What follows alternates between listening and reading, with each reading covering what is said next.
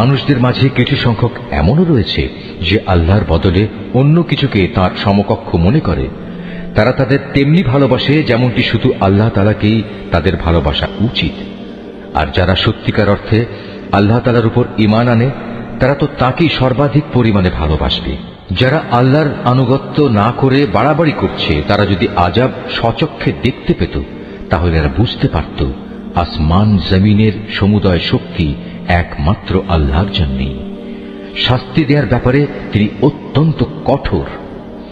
সেদিন ভয়াবহ শাস্তি দেখে হতভাগ্য লোকেরা দুনিয়ায় যাদের তারা মেনে চলত তাদের অনুসারীদের সাথে সম্পর্ক ছেদের কথা বলবে আমরা তো এদের চিনিই না।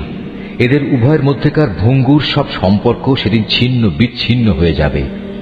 এ হতাশাগ্রস্ত অনুসারীরা সেদিন বলবে, আবার যদি একবার আমাদের জন্য পৃথিবীতে ফিরে যাবার সুযোগ থাকত তাহলে আজ যেমনি করে তারা আমাদের সাথে সম্পর্ক ছেদ করেছে আমরা সেখানে গিয়ে তাদের সাথে যাবতীয় সম্পর্ক ছেদ করে আসতাম।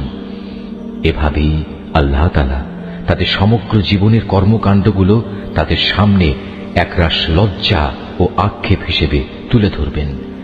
তাদের জন্য যে জাহান্নাম নির্ধারিত হয়ে আছে এরা কখনো সেই জাহান্নাম থেকে বেরিয়ে আসতে পারবে না।